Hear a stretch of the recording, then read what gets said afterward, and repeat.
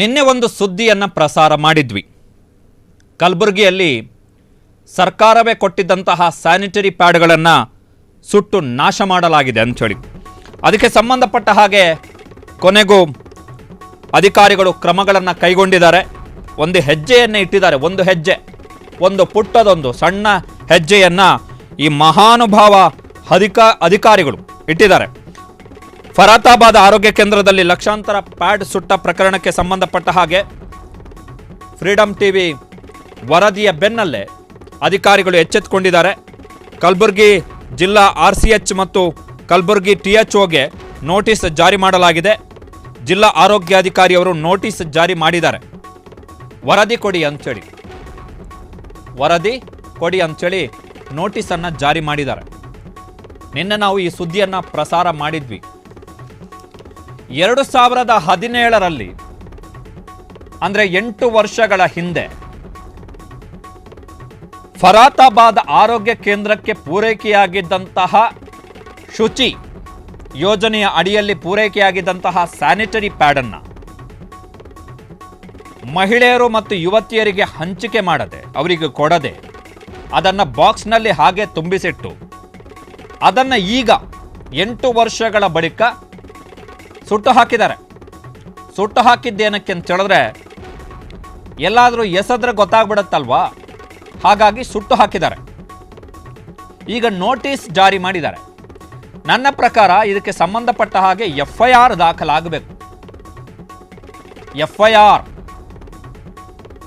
FIR ದಾಖಲಾಗಬೇಕು. ಮೇಲ್ಕಂಡ ವಿಷಯಕ್ಕೆ ಸಂಬಂಧಿಸಿದಂತೆ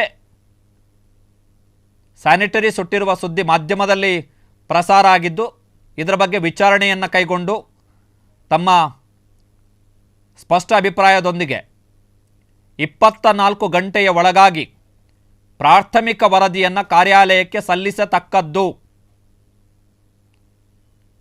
so ನಾಳೆಯ ಒಳಗಡೆ 28ನೇ ತಾರೀಕು ಅಂದರೆ ನಿನ್ನೆಯೇ ನೋಟಿಸ್ ಜಾರಿಯಾಗಿದೆ. ನಮ್ಮ ಸುದ್ದಿ ಪ್ರಸಾರ ಆದ ಬೆನ್ನಲ್ಲೇ ನಿನ್ನೆ ಜಿಲ್ಲಾ ಆರೋಗ್ಯಾಧಿಕಾರಿಗಳು ಕಲಬುರಗಿ ಜಿಲ್ಲೆಯ DHO ನೋಟಿಸನ್ನು ಇಶ್ಯೂ ಮಾಡಿದ್ದಾರೆ. ವಿದಿನ್ ನಮ್ಮ ಸುದ್ದಿ ಪ್ರಸಾರ ಆದ ಬೆನ್ನಲ್ಲೇ ಫ್ರೀಡಮ್ ಟಿವಿಯಲ್ಲಿ ನಿನ್ನೆ ಈ ಸುದ್ದಿಯನ್ನು ಪ್ರಸಾರ ಮಾಡಿದ್ವಿ ನಾವು. 28ನೇ ತಾರೀಕು ಅಂದರೆ ನಿನ್ನೆ 24 ಗಂಟೆಯ ಒಳಗಡೆ ಪ್ರಾಥಮಿಕ ವರದಿ ಪ್ರಿಲಿಮಿನರಿ ರಿಪೋರ್ಟ್ ನಮಗೆ ಸಬ್ಮಿಟ್ ಮಾಡಿ ಅಂತ ಹೇಳಿದ್ದಾರೆ. ಸೊ ಏನು ಉತ್ತರವನ್ನು ಕೊಡ್ತಾರೆ THO ಮತ್ತು RCH ಅದು ಇಂಪಾರ್ಟೆಂಟ್. ಜಿಲ್ಲಾ RCH ಮತ್ತು ತಾಲೂಕು ಆರೋಗ್ಯಾಧಿಕಾರಿ ಕಲಬುರಗಿ ಇವರು ಏನು ವರದಿಯನ್ನು ಕೊಡ್ತಾರೆ 24 ಗಂಟೆಯ ಒಳಗಡೆ. ವಿಡಿಯೋದಲ್ಲಂತೂ ಸ್ಪಷ್ಟವಾಗಿದೆ. ಆ ವಿಡಿಯೋ ನೋಡಿ, ಈ ವಿಡಿಯೋದಲ್ಲಂತೂ ಸ್ಪಷ್ಟವಾಗಿದೆ. 2017ಕ್ಕೆ ಉತ್ಪಾದನೆ ಆಗಿರುವಂತಹ ಅಥವಾ ಮ್ಯಾನುಫ್ಯಾಕ್ಚರ್ ಆಗಿರುವಂತಹ ಸ್ಯಾನಿಟರಿ ಪ್ಯಾಡ್ ರಾಜ್ಯ ಸರ್ಕಾರದ ಮಹಿಳಾ ಮತ್ತು ಮಕ್ಕಳ ಕಲ್ಯಾಣ ಇಲಾಖೆಯ ಮುಖಾಂತರ ಶುಚಿ ಎನ್ನುವಂತಹ ಯೋಜನೆಯ ಅಡಿಯಲ್ಲಿ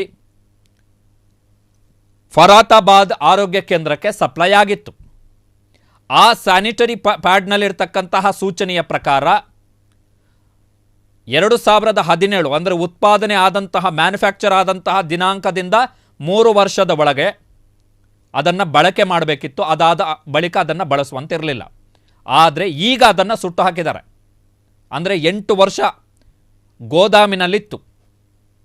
ಸೊ ಯಾರು ಮಾಡಿರುವಂಥ ಅಪರಾಧ ಇದು, ಕ್ರೈಮ್, ಅಫೆನ್ಸ್, ದೋಖಾ, ವಂಚನೆ, ಮೋಸ. ಸೊ ಇದಕ್ಕೆ ಸಂಬಂಧಪಟ್ಟಾಗಿ ಯಾರನ್ನು ಸಸ್ಪೆಂಡ್ ಮಾಡ್ತೀರಿ, ಯಾರಿಂದ ವಸೂಲಿ ಮಾಡ್ತೀರಿ? ಬಾಕ್ಸೇ ಎದ್ದಿದ್ದಾರೆ. ಏನು ಒಂದು ಬಾಕ್ಸ್ ಅಲ್ಲ ಇದು, ಅಲ್ಲಿ ಒಂದು ಸ್ಯಾಂಪಲ್ ತೋರಿಸ್ತಾ ಇದ್ದಾರೆ ಅವರು ಅಷ್ಟೇ. ಬಾಕ್ಸೇ ಎತ್ತಿದ್ದಾರೆ.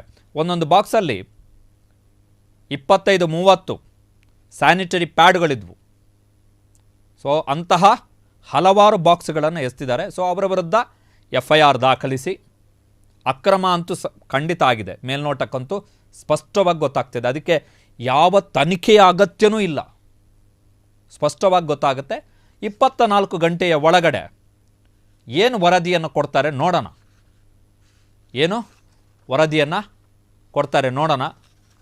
ಆ ವರದಿ ಸಿಕ್ಕ ಬಳಿಕ ಅಧಿಕಾರಿಗಳು, ಜಿಲ್ಲಾ ಆರೋಗ್ಯಾಧಿಕಾರಿ ಯಾರನ್ನು ಸಸ್ಪೆಂಡ್ ಮಾಡ್ತಾರೆ, ಮತ್ತು ಈ ದುಡ್ಡು ವಸೂಲಿ ಮಾಡಬೇಕಲ್ಲ, ಬರೀ ಸಸ್ಪೆಂಡ್ ಮಾಡಿದ್ರೆ ಸಾಕಾಗಲ್ಲ, ದುಡ್ಡು ವಸೂಲಿ ಮಾಡಬೇಕು. ಅದೇನು ಪುಕ್ಕಟೆ ಬಂದಿರುವಂಥದ್ದಲ್ಲ, ಸರ್ಕಾರದ ಖಜಾನೆಯಿಂದ ಹೋಗಿ ಖರ್ಚು ಮಾಡಿ ತರಿಸಿರುವಂಥದ್ದು. ಸರ್ಕಾರದ ಖಜಾನೆಯಿಂದ ಖರ್ಚು ಮಾಡಿ ಇವರಿಗೆ ಫ್ರೀಯಾಗಿ ಕೊಟ್ಟಿದ್ದಾರೆ ಇಲಾಖೆಗೆ, ಬಟ್ ದುಡ್ಡು ಸರ್ಕಾರ ಕೊಟ್ಟಿದೆ, ಇಲಾಖೆಯಿಂದ ಇವರಿಗೆ ಫ್ರೀಯಾಗಿ ಕೊಟ್ಟಿದ್ದಾರೆ. ಸೊ ವಸೂಲಿ ಮಾಡಬೇಕು. ಆ ಬೆಂಕಿ ಹಾಕಿದವನು ಯಾವನು, ಐಡಿಯಾ ಕೊಟ್ಟಂತಹ ಆ ಖದೀಮ ಯಾರು, ಆ ಮಾರ್ಗದರ್ಶಕ ಯಾರು, ಬೆಂಕಿ ಹಾಕೋಣ, ಬೆಂಕಿ ಹಾಕಿದ್ರೆ ಸಾಕ್ಷ್ಯನೇ ಸಿಗಲ್ಲ ಅಂಥೇಳಿ ಐಡಿಯಾ ಕೊಟ್ಟಂತಹ ಆ ಅಪರೂಪದ ವ್ಯಕ್ತಿಯನ್ನು ಕರೆಸಿ ಅವನನ್ನು ಅರೆಸ್ಟ್ ಮಾಡಿ ಜೈಲಿಗೆ ಹಾಕ್ಬೇಕು. ಇಲ್ಲದಿದ್ದರೆ ಇವೆಲ್ಲ ಭಯ ಬರಲ್ಲ. ಸಸ್ಪೆಂಡ್ ಮಾಡಿದ್ರೆ 3 ವರ್ಷ ಆದಮೇಲೆ ಸಸ್ಪೆಂಡ್ ರಿವೋಕ್ ಮಾಡ್ಬೋದು, ಮತ್ತೆ ಅದೇ ಸೀಟಿಗೆ ಬಂದು ಕೂತ್ಕೋತಾರೆ, ಸಂಬಳ ತಗೋತಾರೆ. ನಾಚಿಗೆ ಮಾನ ಮರ್ಯಾದೆ ಬಿಟ್ಟು ಸರ್ಕಾರದ ಸಂಬಳ ತಗೊಂಡು ಅದೇ ಸರ್ಕಾರದ ಸಂಬಳದಲ್ಲಿ ಹೆಂಡತಿ ಮಕ್ಕಳನ್ನು ಸಾಕ್ತಾರೆ, ನಾಚಿಗೆ ಮಾನ ಮರ್ಯಾದೆ ಬಿಟ್ಟು. ಇಷ್ಟೆಲ್ಲ ಅಕ್ರಮಗಳನ್ನು ಮಾಡಿ FIR ಹಾಕಿ ಸಸ್ಪೆಂಡ್ ಆಗಬೇಕು, FIR ಆಗಬೇಕು, ಆ ದುಡ್ಡು ವಸೂಲಿ ಆಗಬೇಕು. ಕ್ಷಣ ಕ್ಷಣದ ಸುದ್ದಿಗಳಿಗಾಗಿ ಫ್ರೀಡಂ ಟಿವಿ ಸಬ್ಸ್ಕ್ರೈಬ್ ಮಾಡಿ, ಲೈಕ್ ಮಾಡಿ ಹಾಗೂ ಫಾಲೋ ಮಾಡಿ. ಹೊಸ ಸುದ್ದಿಗಳ ನೋಟಿಫಿಕೇಶನ್ಗಾಗಿ ಬೆಲ್ ಐಕಾನ್ ಮೇಲೆ ಕ್ಲಿಕ್ ಮಾಡಿ.